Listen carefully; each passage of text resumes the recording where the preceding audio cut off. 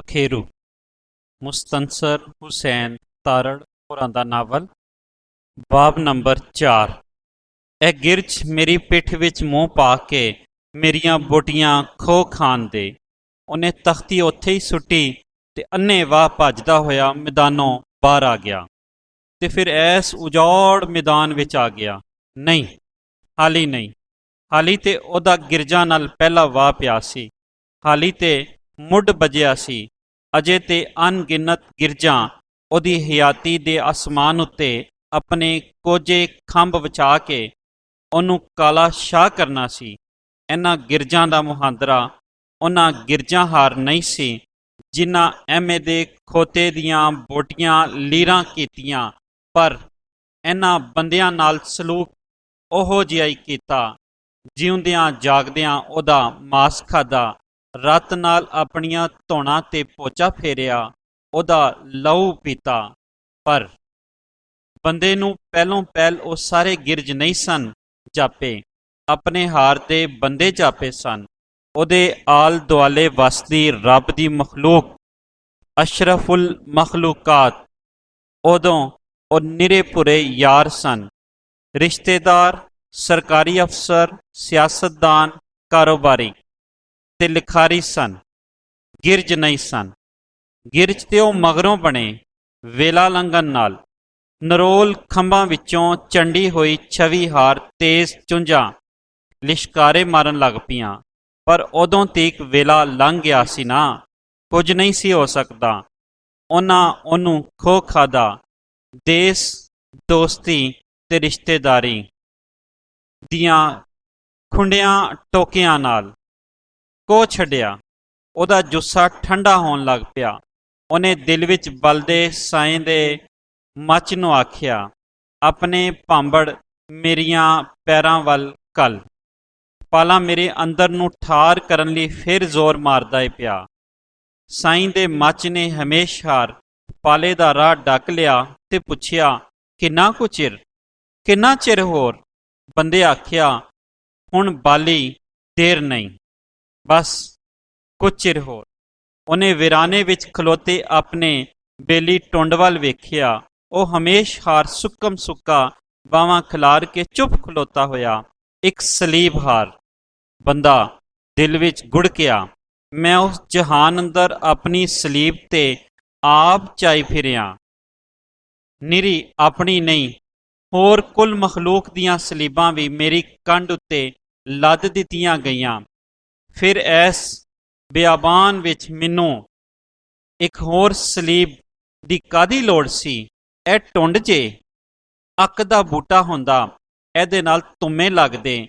ਤੁੰਮਿਆਂ ਵਿੱਚੋਂ ਲੱਖਾਂ ਮਾਈਆਂ ਬੁੱਢੀਆਂ ਫੁੱਟ ਕੇ ਮੇਰੇ ਤੇ ਐਸ ਮੈਦਾਨ ਦੇ ਇਕਲਾਪੇ ਵਿੱਚ ਚਲੀਆਂ ਫਕੀਰਨੀਆਂ ਹਾਰ ਉੱਡਣ ਲੱਗ ਪੈਂਦੀਆਂ।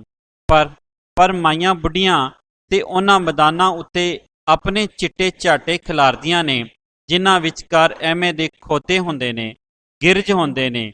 ਨਹੀਂ, ਇਹ ਟੁੰਡ ਅੱਕ ਦਾ ਬੂਟਾ ਨਹੀਂ ਬਣਨਾ ਚਾਹੀਦਾ। ਟੁੰਡ ਹੀ ਚੰਗਾ ਏ, ਸੁੱਕਮ ਸੁੱਕਾ ਸਲੀਬ ਹਾਰ। ਦਿਮਾਗ ਦੀ ਜ਼ਮੀਨ ਵਿੱਚ ਵਗਦਾ ਹਲ, ਜਿਹੜਾ ਪਲ ਤੋਂ ਪਲ ਲਈ ਬਾਹਰ ਆ ਗਿਆ ਸੀ, ਫਿਰ ਨੀਵਾਂ ਹੋਇਆ ਤੇ ਪਿਛਲਿਆਂ ਸਮਿਆਂ ਵਿੱਚ ਖੁੱਭ ਕੇ ਉਹਨਾਂ ਨੂੰ ਫਰੋਲਣ ਲੱਗ ਪਿਆ। ਪਿੰਡ ਤੇ ਦਰਿਆ ਵਿਚਕਾਰ ਬੇਲਾ ਸੀ। ਟਾਹਲੀਆਂ, ਤੂਤ, ਮੱਲੇ, ਸਫੇਦੇ ਤੇ ਕਰੇਰ, ਸੰਘਣੀਆਂ ਰੁੱਖਾਂ ਹੇਠ ਗਿੱਦੜਾਂ, ਬਘਿਆੜਾਂ ਤੇ ਸੂਰਾਂ ਦੀਆਂ ਖੂਹਾਂ ਸਨ। ਉਂਝ ਤੇ ਬਾਬੇ ਜਹਾਨ ਖਾਕ ਇੱਕ ਵਾਰੀ ਸਹੁੰ ਚਾਈ ਸੀ ਪਈ। ਉਹਨੇ ਕੁਝ ਵਰੇ ਪਹਿਲਾਂ ਬੇਲੇ ਵਿੱਚ ਮੱਝਾਂ ਚਾਰਦਿਆਂ ਸ਼ੇਰ ਵੀ ਡਿੱਠਾ ਸੀ, ਪਰ ਬਾਬੇ ਦੀ ਗੱਲ ਦਾ ਕਿਸੇ ਇਤਬਾਰ ਨਾ ਕੀਤਾ, ਕਿਉਂ ਜੇ ਬਾਬੇ ਦੇ ਕੁਝ ਵਰੇ ਹੋਰੇ ਕਿੰਨੇ ਕੁ ਸਨ, 20, 40, 60। ਉਹਦੀ ਬੇਹਿਸਾਬੀ ਉਮਰ ਬਾਰੇ ਕਿਸੇ ਨੂੰ ਪੱਕ ਪਤਾ ਨਹੀਂ ਸੀ। ਉਸ ਕੋਲੋਂ ਸਿੱਧਾ ਘਰ ਆਉਂਦਾ ਤੇ ਕੋਠੜੀ ਵਿੱਚ ਬੂਹਾ ਮਾਰ ਕੇ ਚੌੜੇ ਠੀਪਿਆਂ ਦੇ ਖਜ਼ਾਨੇ ਦੀ ਗਿਣਤੀ ਕਰਦਾ, ਦੋਣੀ ਵਿੱਚ ਇੱਕ ਹੋਰ ਪੈਸਾ ਘੇਰਦਾ ਤੇ ਫਿਰ ਰੋਟੀ ਦੀਆਂ 2-4 ਬੁਰਕੀਆਂ ਲੱਸੀ ਨਾਲ ਅੰਦਰ ਲੰਘਾ ਕੇ ਬੇਲੇ ਵੱਲ ਟੁਰ ਪੈਂਦਾ। ਬੇਲਾ ਉਹਦਾ ਬੇਲੀ ਸੀ ਤੇ ਉਹ ਬੇਲੇ ਦਾ ਜਾਨੂ ਸੀ। ਬੇਲੇ ਵਿਚਕਾਰ ਇੱਕ ਚੌੜਾ ਪਾਇਆ ਸੀ ਜਿਹੜਾ ਹਮੇਸ਼ ਧੂੜ ਦੇ ਇੱਕ ਬੱਦਲ ਵਿੱਚ ਡੁੱਬਿਆ ਰਹਿੰਦਾ। ਪਿੰਡ ਦੇ ਲੋਕ ਦਰਿਆ ਦੇ ਦੂਜੇ ਕੰਢੇ ਮੱਝਾਂ ਚਰਨ ਜਾਂਦੇ ਤੇ ਐਸ ਕੱਚੇ ਪਹੇ ਵਿੱਚੋਂ ਲੰਘਦੇ ਰਾਹ ਦੇ ਐਸ ਤਖਤੀ ਉੱਤੇ ਜਨੌਰਾਂ ਤੇ ਬੰਦਿਆਂ ਦੇ ਪੈਰਾਂ ਦੇ ਪੂਰਨੇ ਪੈਂਦੇ ਰਹਿੰਦੇ, ਪਰ ਇਹ ਪੂਰਨੇ ਕਦੀ ਪੱਕੇ ਨਾ ਹੁੰਦੇ ਜੇ ਉਹਨਾਂ ਉੱਤੇ ਸਦਾ ਹੋਰ ਪੈਰ ਪੈਂਦੇ, ਖੁਰ ਖੁੱਬਦੇ ਤੇ ਨਵੇਂ ਨਿਸ਼ਾਨ ਛੱਡ ਜਾਂਦੇ। ਸ਼ਹਿਰ ਤਰੀਖਾਂ ਭੁਗਤਣ ਵਾਲੇ ਵੀ ਐਸੇ ਪਏ ਪੈਂਦੇ ਤੇ ਦਰਿਆ ਦੇ ਕੰਢੇ ਅੱਪੜ ਕੇ ਕਰਮਲੀ ਮਲਾਹ ਦੀ ਬੇੜੀ ਵਿੱਚ ਠਿਲ ਕੇ ਪਾਰ ਉਤਰਦੇ। ਉਹ ਵੀ ਐਸੇ ਰਹਿ ਪੈਂਦਾ, ਪਰ ਕੁਛ ਦੂਰ ਆਡਾ ਜਾ ਕੇ ਟਾਹਲੀਆਂ ਦੇ ਵੱਡੇ ਝੁਰਮਟ ਕੋਲੋਂ ਸੱਜੇ ਪਾਸੇ ਹੋ ਜਾਂਦਾ। ਇੱਧਰ ਕੋਈ ਪੱਕਾ ਪੀਡਾ ਰਾਹ ਨਹੀਂ ਸੀ, ਕੋਈ ਵੀ ਪਾਹੀਆ ਨਹੀਂ ਸੀ। ਜ਼ਮੀਨ ਦੀ ਤਖਤੀ ਸਾਫ਼ ਪਈ ਹੋਈ ਸੀ, ਪੂਰਨਿਓਂ ਬਗੈਰ ਬਸ ਕਰੇਰ ਤੇ ਮੱਲੇ ਸਨ। ਦੱਬ ਤੇ ਘਾਹ ਬੂਟ ਜਾਂ ਕਿਧਰੇ ਕਿਧਰੇ ਮੋਏ ਹੋਏ ਪਖੇਰੂ ਕੀੜੀਆਂ ਦੇ ਲੱਖਾਂ ਜੁੱਸਿਆਂ ਵਿੱਚ ਦੱਬੇ ਹੋਏ ਦੂਰੋਂ ਹੌਲੀ ਹੌਲੀ ਹਿਲਦੇ ਜਾਪਦੇ, ਜਿਵੇਂ ਉੱਡਣ ਦਾ ਚਾਰਾ ਕਰਦੇ ਹੋਣ। ਅੱਸੂ ਕੱਤੇ ਦੀਆਂ ਮਹੀਨਿਆਂ ਵਿੱਚ ਕਰੇਰਾਂ ਉੱਤੇ ਪਿਆਜ਼ੀ ਫੁੱਲ ਖਿਰਦੇ, ਸਾਰੇ ਬੇਲੇ ਵਿੱਚ ਅੰਗਾਰਿਆਂ ਦੇ ਤੰਬੂ ਤਣੇ ਜਾਂਦੇ, ਫੁੱਲਾਂ ਤੋਂ ਡੇਲੇ ਬਣਦੇ ਤੇ ਡੇਲਿਆਂ ਦੇ ਪੈਂਜੂ ਇਹ ਸੂਏ ਫਲ ਉਹਨਾਂ ਬੇਰਾਂ ਨਾਲੋਂ ਵੀ ਸਵਾਦੀ ਲੱਗਦੇ। ਅੱਜ ਵੀ ਉਹਨਾਂ ਆਪਣਾ ਬੋਝਾ ਪੈਂਜੂਆਂ ਨਾਲ ਭਰਲਿਆ। ਬੇਲੇ ਵਿੱਚ ਇੱਕ ਅਜਿਹੀ ਥਾਂ ਸੀ ਜਿੱਥੇ ਰੁੱਖਾਂ ਦਾ ਪਰਛਾਵਾਂ ਐਡਾ ਸੰਘਣਾ ਸੀ, ਪਈ ਸ਼ਿਕਰ ਦੁਪਹਿਰੇ ਦੇ ਉੱਥੇ ਨਿੰਮਾ ਹਨੇਰ ਉਸਤਾ ਰਹਿੰਦਾ।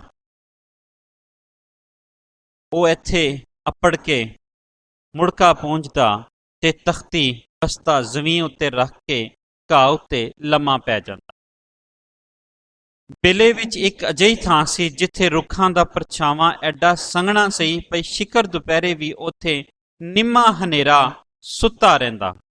ਉਹ ਇੱਥੇ ਅੱਪੜ ਕੇ ਮੁੜਕਾ ਪਹੁੰਚਦਾ ਤੇ ਤਖਤੀ ਬਸਤਾ ਜ਼ਮੀਨ ਤੇ ਰੱਖ ਕੇ ਘਾਹ ਉੱਤੇ ਲੰਮਾ ਪੈ ਜਾਂਦਾ। ਇਹ ਉਹਦਾ ਘਰ ਸੀ, ਉਹਦਾ ਆਪਣਾ ਘਰ, ਜਿਹਦੇ ਵਿੱਚ ਕਿਸੇ ਹੋਰ ਦੀ ਸਾਂਝ ਨਹੀਂ ਸੀ। ਮਾਂ ਪਿਓ ਭੈਣ ਭਰਾ ਕੋਈ ਵੀ ਉਹਦਾ ਸ਼ਰੀਕ ਨਹੀਂ ਸੀ।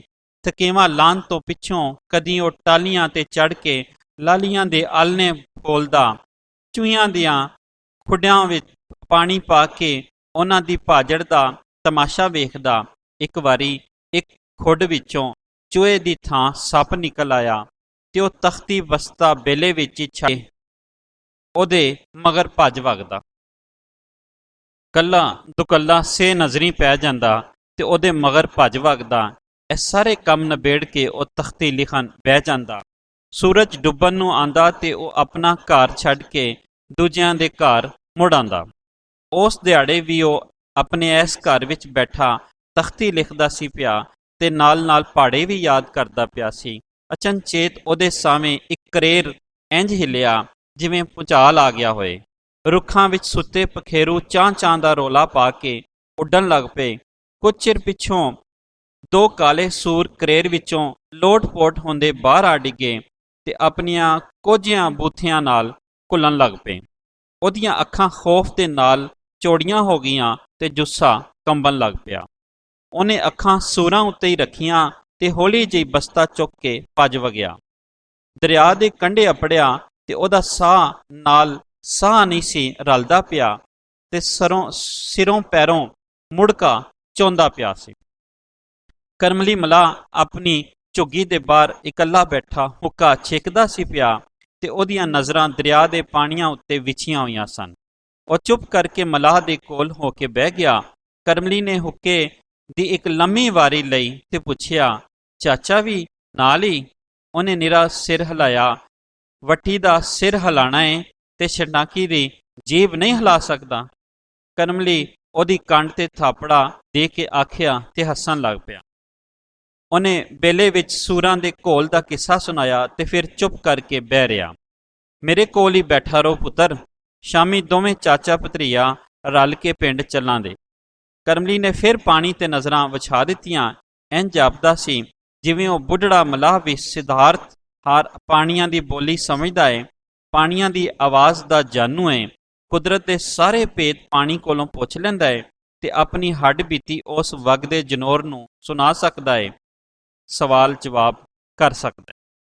ਉਹਦੇ ਸਾਹਮਣੇ ਕਰਮਲੀ ਦਾ ਮੱਛੀਆਂ ਫੜਨ ਵਾਲਾ ਜਾਲ ਰੇਤ ਵਿੱਚ ਗੱਡੇ ਦੋ ਸ਼ਤੀਰਾਂ ਵਿਚਕਾਰ ਇੰਜ ਤਾਣਿਆ ਹੋਇਆ ਸੀ ਜੇ ਉਹਦੀਆਂ ਮੋਰੀਆਂ ਵਿੱਚੋਂ ਦਰਿਆ ਦੇ ਪਾਣੀ ਝਾਤੀਆਂ ਮਾਰਦੇ ਸਨ।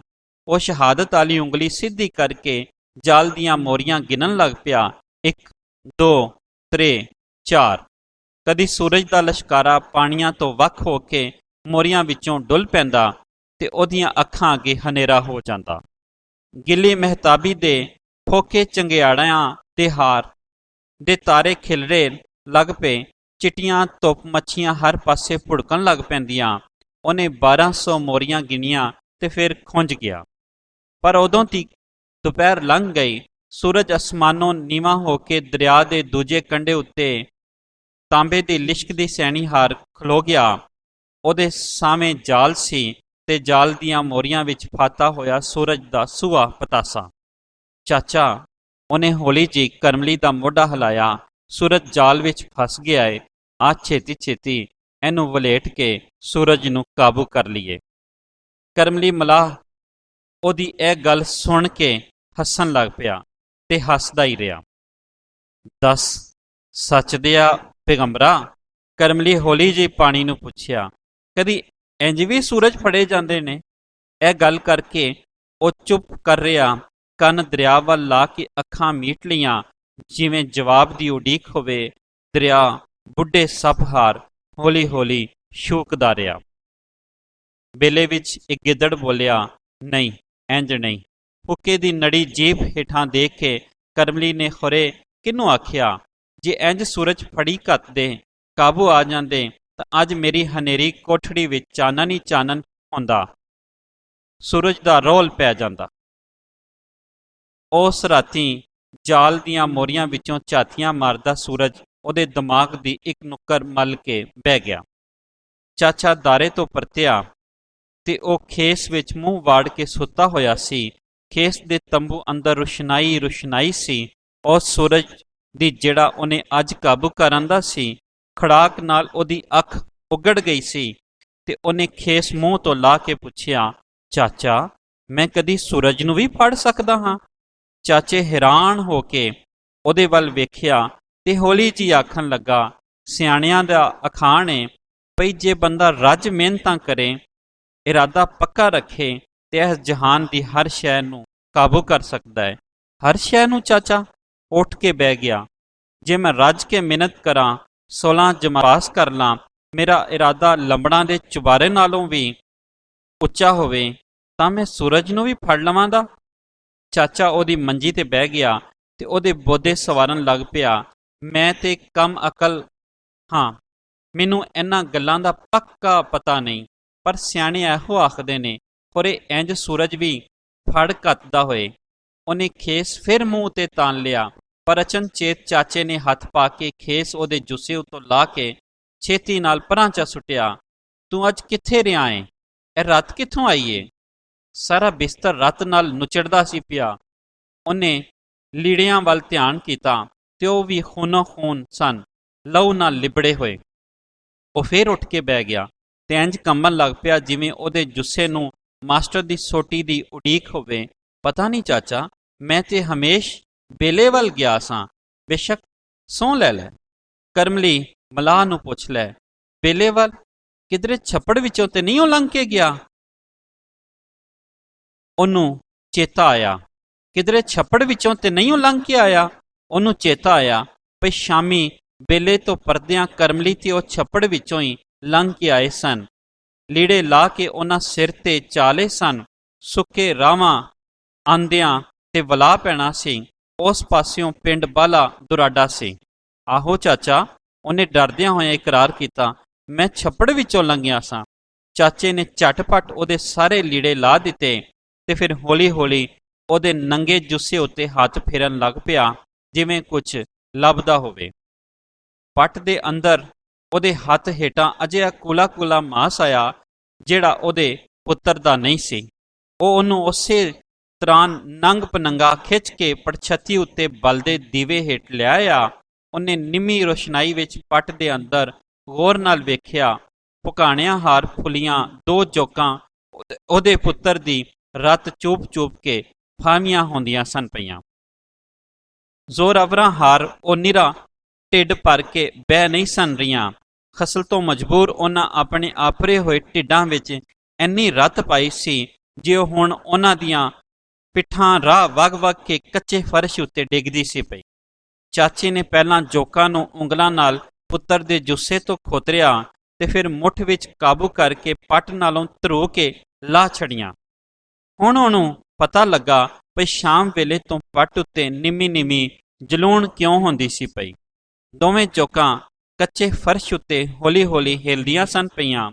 ਉਹਨਾਂ ਦੀਆਂ ਜੁੱਸਿਆਂ ਵਿੱਚੋਂ ਹਾਲੀ ਵੀ ਰੱਤ ਸਿਮਦੀ ਸੀ ਪਈ। ਕੁਝ ਚਿਰ ਪਿੱਛੋਂ ਉਹ ਪਹਿਲਾਂ ਨਾਲੋਂ ਅੱਧੀਆਂ ਰਹਿ ਗਈਆਂ ਤੇ ਉਹਨਾਂ ਦੇ ਦੁਆਲੇ ਰੱਤ ਦਾ ਇੱਕ ਨਿੱਕਾ ਜਿਹਾ ਛੱਪੜ ਬਣ ਗਿਆ। ਇਹ ਜੋਕਾਂ ਮੇਰੇ ਖੂਨ ਨਾਲ ਫੁੱਲੀਆਂ ਹੋਈਆਂ ਨੇ। ਇਸ ਖਿਆਲ ਨੇ ਉਹਦਾ ਰੰਗ ਤੋਰੀ ਦੇ ਫੁੱਲ ਹਾਰ ਕਰ ਦਿੱਤਾ। ਉਹਦੀਆਂ ਅੱਖਾਂ ਸਾਹਵੇਂ ਮਾਈਆਂ ਬੁੱਢੀਆਂ ਦੇ ਚਿੱਟੇ ਬੱਦਲ ਚੜ੍ਹਨ ਲੱਗ ਪਏ। ਉਸ ਵੇਲੇ ਵੀ ਉਹਨੂੰ ਇਹ ਨਹੀਂ ਸੀ ਪਤਾ ਉਹਦੇ ਖੂਨ ਵਿੱਚ ਡੁੱਬੀਆਂ ਜੋਕਾਂ ਹਯਾਤੀ ਦੇ ਨਾਟਕ ਦਾ ਇੱਕ ਹੋਰ ਪਾਸਾ ਨੇ, ਗਿਰਜ ਤੇ ਉਹਦਾ ਅੰਦਰ ਜੋਕਾਂ ਤੇ ਉਹਦੀ ਰੱਤ।